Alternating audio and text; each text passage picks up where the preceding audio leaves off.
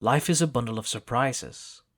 In just a few days, it could change dramatically in what feels like the blink of an eye. One moment you're destitute in complete darkness for more than half of your life and escaping that stranglehold into the world above. The next, you're sinking back into its grips to save everyone you love by adorning the heavy crown of a broken people. Changelings, in this case. Yet despite the harrowing adventure you might have lived in that time, how is it that you were never as clammy, never as anxious, never as nervous as the moment you walked into your first day of class? Was it some hidden, sinister effect of this school everyone talked about? Even just standing in front of the door and being left to wait with all the eerie, foreboding tension in the world to be introduced to a sizable class of miniature pony folk, there was little doubt that adults had a sadistic way of teaching lessons. Was it some elaborate prank, perhaps?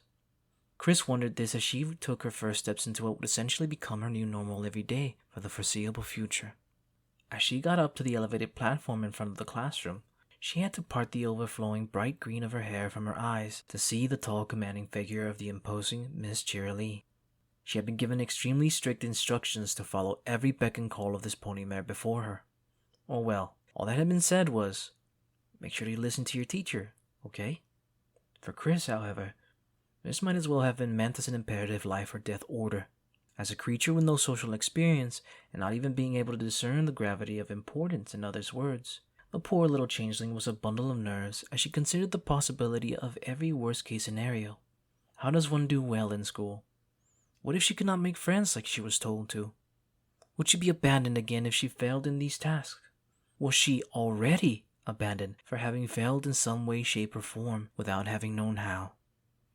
It took every ounce of willpower to hold her tears back as she remembered Twilight Sparkle walking away after having dropped her off at school. As a changeling, her very body struggled to stay intact in her original form, as her skin looked like it was stuttering and shaking in waves.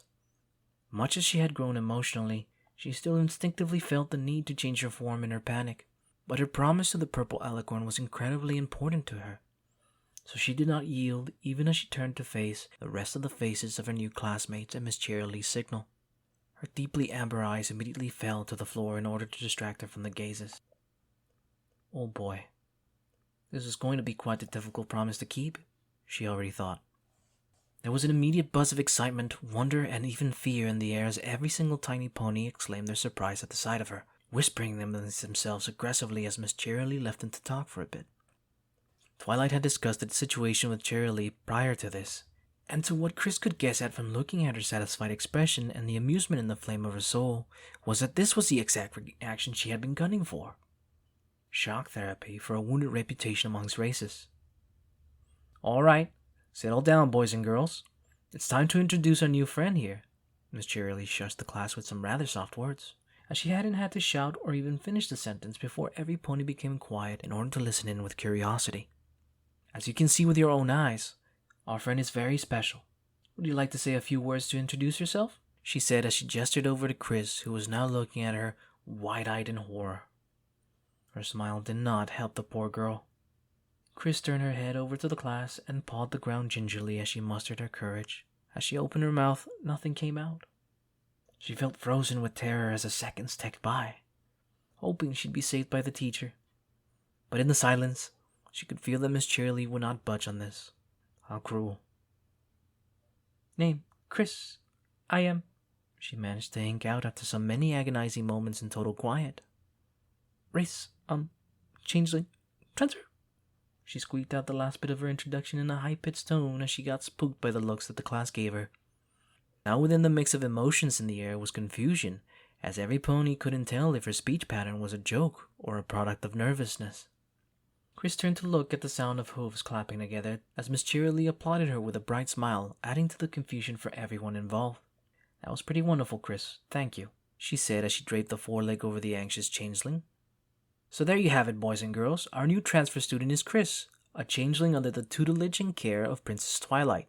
I hope you can all get along with her.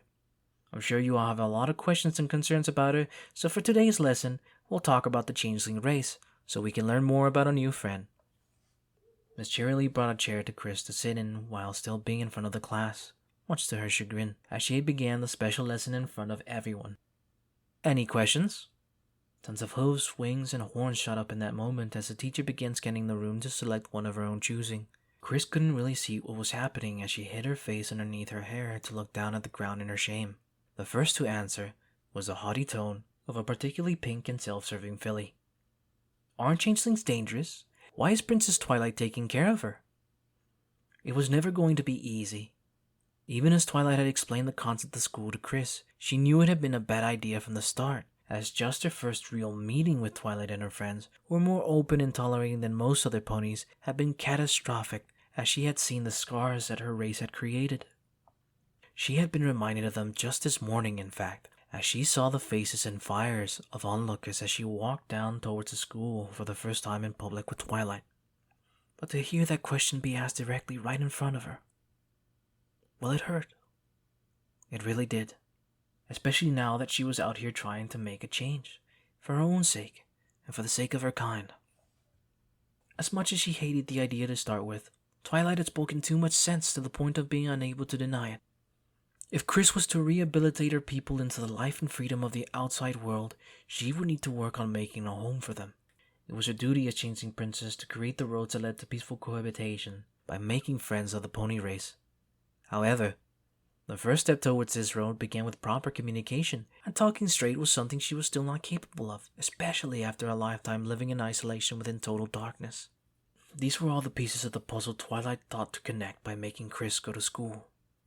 It not only served to help her work on her speaking ability, but it would also allow her to make friends with ponies who could help increase the reputation and rapport of changelings as a whole.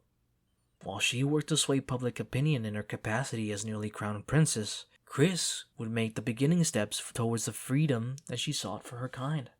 What the purple bookworm could not understand in the heat of that excitement, however, was that Chris was still very young and quite sensitive. She had a similar disposition and temperament to Fluttershy, and her serious personality and incredibly strong emotions made her prone to misunderstandings. The little changeling princess could also read every creature's true nature and meaning in their words by looking at the heart of their souls, a living flame in everyone. This was a unique ability only afforded to her, but it meant that as sensitive as she was, being able to understand the real thoughts in others only spelled disaster. To prove this point, as Miss Cheerilee had denied that changelings were dangerous, Chris could easily see how little that answer had done to dissuade anyone from that idea. The teacher had purposely chosen that particular pony as if knowing she would ask it too, in an act to emphasize it. But even Miss Cheerilee's flame wavered as she spoke, and Chris was saddened by knowing that she did not fully mean her own words from the bottom of her heart. Unbeknownst to Twilight, she had cast her into the fiercest battleground of emotions known to pony kind. Or really, any sentient race for that matter. A dreaded school, where kids were relentless both on the inside and on the outside. To make matters worse, beyond her specialized and sensitive personality, as royalty to the changelings of all things, a race who fed on emotions, her magic vessel and aptitude was enormous. Chris's magical powers had the capacity to rival even the extremities of Equestria, such as the elements of harmony, who had been powerless to stop Queen Chrysalis when she had fed on her negative feelings. This was undoubtedly a ticking time bomb waiting to go off. Still struggling to keep her form, Chris held back tears as she shouldered her new reality.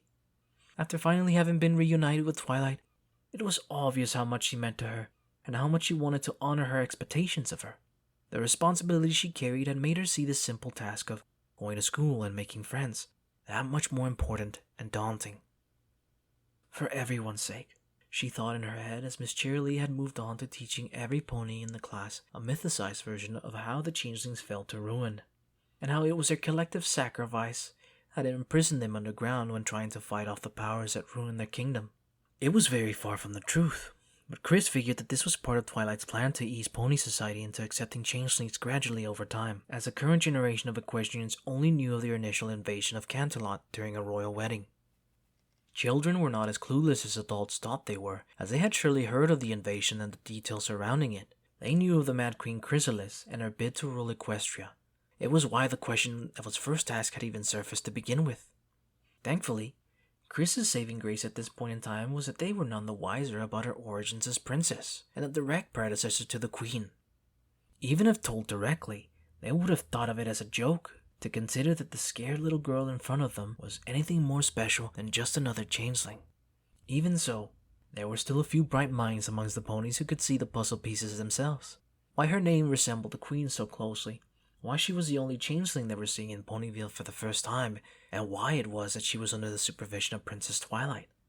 Sure, they didn't have any proof to back up their suspicions, but they understood that something fishier was afoot with her appearance here and now. They were not at all scared of the prospect of finding out the truth, as their adventurous spirit made them that much more excited to uncover it. Who were these special little ponies who had come to this conclusion on barely the first day of Chris's arrival? Well, who knows? Chris didn't. She was counting down the seconds, trying to distract her mind until the end of school as the conversation floated from topic to topic about changelings this and changelings that. Thankfully, Twilight had some sense and foresight, and she had waited to introduce Chris to the school on one of its shorter days, as to not overwhelm her with her first experience. As a bell rang early, the princess herself was waiting outside to pick her up, and the little changeling just about bolted to the door in her absolute relief that she hadn't been abandoned and happiness of the day being done. Twilight and Chris spent that afternoon furthering her vocal lessons at her home in the library. They practiced formulating complete sentences with little success.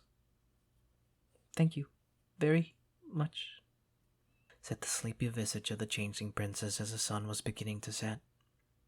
Twilight very gently used her wings to wipe away at the sleep forming in Chris's eyes as she smiled at her with all the warmth in the world. "That's a start, Chris. I'm proud of you," she said sincerely, "for more than just creating that sentence. Thank you for following along with my idea of going to school. It's never easy meeting new ponies, but I know you'll do just fine," she said as she brought her forehead to hers. It seemed as Twilight had not forgotten how to read the little changeling princess at all, as she could easily see the anxiety in her heart. Chris allowed herself to sink into Twilight's hug as she felt her warmth, yawning at the exhaustion from today's events. Before she had realized it, Chris had fallen asleep in that embrace. She awoke to the rocking of Twilight's back as she walked through the rocky, uneven lands of the Everfree forest towards a familiar cave, her two wings securing her in place. "You woke up just in time, Chris. We're already home," Twilight said as she noticed the shuffling from the confused changeling on her back. "Same time tomorrow, okay? I'll be right here." She got to her knees to allow her to disembark easily, her amber eyes groggily fluttering open and trying to make sense of her surroundings as she straightened herself up. She said enthusiastically. If nothing else, she was happy to hear that she would get to see Twilight again. That single promise alone made going to school worth it. They exchanged one last hug before Chris slinked back into the pitch-black darkness of the cave, and down the cold winding corridors of those ancient tunnels. As she walked, she could see more crystals having appeared since the last time she had faced the Queen in earnest to save her friends. Their emerald green glow was still faded and dim, but they grew stronger the more she traveled the length of those echoing halls. Finally having reached the familiar room where her mother slept, Chris used her magic to illuminate the scones and emeralds with her own unique shade of golden warm light. To school.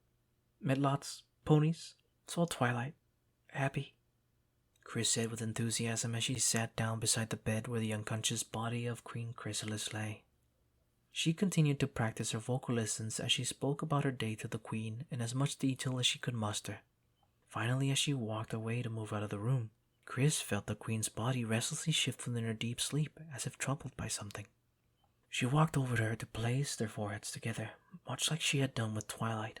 It was initially a spell that the purple mare had taught her, but it had also become Chris's personal sign of affection.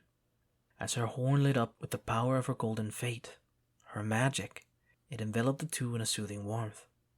Queen Chrysalis began to breathe easier as her night terrors had been blown away. Chris turned around one last time as she walked away to make sure the Queen was feeling better, and in seeing that she was, she left to go handle the rest of her duties. There was still a lot she needed to do, as she needed to repeat that spell for every single one of the fallen changelings who had been consumed by the madness of the past. Had she really learned anything about the history of changelings if she was still living in those times? She wondered as the night grew older and her powers a little weaker with the exhaustion that came from overusing it. Finally done, she retired to her own chambers to give her own restless soul time to relax. Even if she had been a little disappointed in herself for having handled the day poorly, she had been beside herself with joy at being able to spend more time with Twilight. More than that, now it felt like she was making real progress towards helping her kind. It certainly beat being that lost little child that had wondered if darkness was the only thing she was ever going to get to know. She wasn't the same changeling that had thoughtlessly abandoned her duties and almost brought ruin to everyone in her weakness. She was no longer running away from her problems and from herself, as she took all of her feelings and emotions in stride. She had already promised herself many times before that she would do everything in her power to carry those responsibilities to the very end, wherever that road finished. She would brave school, find some friends, and possibly, maybe, hopefully, not burn out as a result. I mean, it was just grade school, right? Can't be too hard, she thought.